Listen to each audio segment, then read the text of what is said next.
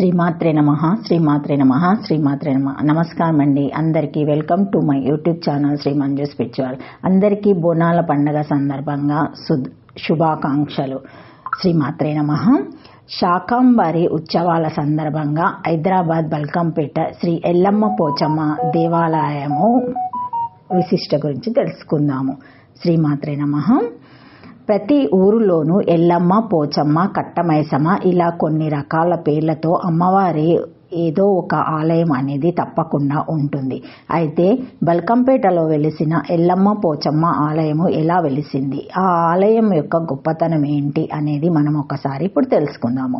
హైదరాబాద్లోని బల్కంపేట ఎల్లమ్మ ఆలయాన్ని సందర్శిస్తే అష్టదశ శక్తి పీఠాలని దర్శించుకున్నంత ఫలమని చెబుతారు.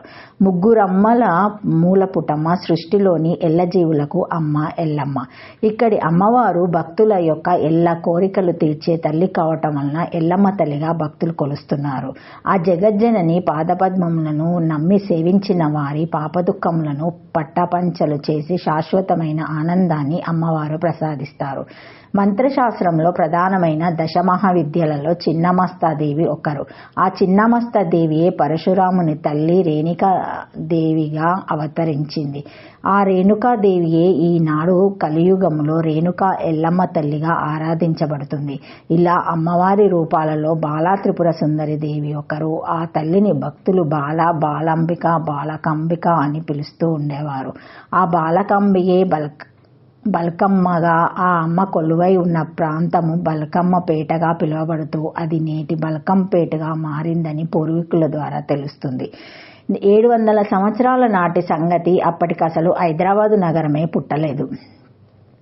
బల్కంపేటకు ఓ గ్రామము, చుట్టూ పొలాలే. ఓ రైతు తన పొలములో బావిని తవ్వుతూ ఉండగా బండరాయి అడ్డొచ్చినట్టు అనిపించింది.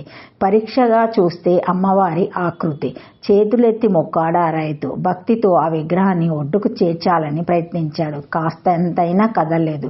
ఊళ్ళోకెళ్ళి జనాన్ని తీసుకొచ్చాడు. తలో చెయ్యి వేశారు. అయినా లాభం లేకపోయింది. శివసత్తులను పిలిపించారు. శివసత్తులంటే పరమశివుడి ఆరాధకులు. శైవ సంప్రదాయంలో వీరికి చాలా ప్రాధాన్యం ఉంది. ఇక్కడి నుంచి పూజలు అందుకోవాలన్నది అమ్మవారి అభిష్టం కావచ్చు. దైవ నిర్ణయాన్ని కాదనడానికి మనమెవరము? సలహా ఇచ్చారు శివసత్తులు. అమ్మవారిని రేణుకమ్మగా గుర్తించింది వీళ్ళే. మూలా విరాటు బావి లోపల ఉండటంతో భక్తజనం ఒడ్డున నిలబడి పూజలు చేసేవారు. కొంతకాలానికి రేణుకా ఎల్లమ్మ మహిమలు చుట్టుపక్కల ప్రాంతాలకు విస్తరించాయి. ఓ చిన్న ఆలయం వెలిసింది. ఆ ఆలయంలో మరొక ఆలయం నిర్మించి అమ్మవారితో పాటు దక్షిణ భాగంలో పోచమ్మ తల్లి అమ్మవారిని క్షేత్రపాలకురాలుగా ప్రతిష్ఠించారు. అమ్మవారు 10 అడుగుల దిగువన శయన రూపంలో నైసరిగా ఆకారంలో తూర్పు మూలంగా చేసి స్వయంభూగా వెలిసి ఉన్నందున పైభాగంలోని మహామండపం నుండి ప్రతినిత్యము అఖండ జ్యోతి వెలుగుతూ ఉంటుంది. ఈ ఆలయ ప్రాంగణంలో గల నాగదేవత ఆలయం పక్కన ప్రస్తుతం భక్తులు బోనాలు సమర్పించుటకు శ్రీ ఎల్లమ్మ అమ్మవారి రూపుతో ఒక విగ్రహం ప్రతిష్ఠించబడింది. ఈ అమ్మవారికి అత్యంత ప్రీతిపాత్రమైన రోజు మంగళవారం. భక్తులు అమ్మవార్లను దర్శించుకొని తమ ఆచార సాంప్రదాయాల ప్రకారము బోనాలు సమర్పించుకుంటారు. తమ కోరికలు నెరవేరిన తర్వాత తమ కుటుంబ సభ్యులు, బంధుమిత్రులతో మరల అమ్మవారిని దర్శించి భోజనాది కార్యక్రమాలు నిర్వహించుకొనుట ఒక ఆచారంగా వస్తుంది.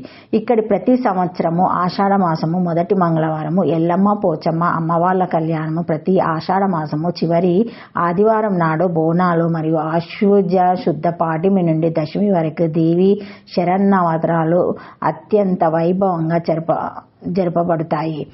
ఆలయంలోకి ప్రవేశించే ప్రధాన ద్వారం వైపు గోపురము నిర్మితమై ఉంది. గోపురంపై అమ్మవారి విగ్రహాలు దర్శనమిస్తాయి. ప్రధాన ఆలయానికి ఎదురుగా ధ్వజస్తంభము ప్రతిష్ఠించబడి ఉంది. ఆలయం చుట్టూ ప్రాకార మండపం ఉంది. ఈ మండపంలోని గోడలపై జగన్మాత వివిధ రూపాల్లో ఉన్న తెల్ల వర్ణ చిత్రాలు కనువిందు చేస్తాయి. ఆలయ ప్రాంగణంలో వినాయకుడు కొలువుదీరాడు. ఎల్లమ్మ తల్లి దర్శనం కోసం వచ్చేవాళ్ళు ముందుగా వినాయకుని దర్శించుకున్న లోపలికి వెళుతారు. వాస్తవానికి అమ్మవారి ఇక్కడ స్వయంభూగా కొలువుదీరింది. అయితే తర్వాతి కాలంలో మూల విరాటాన్ని ప్రతిష్ఠించారు. అమ్మవారి స్వయంభూ మూర్తి శిరస్సు వెనక భాగంలో ఒక బావి ఉంది.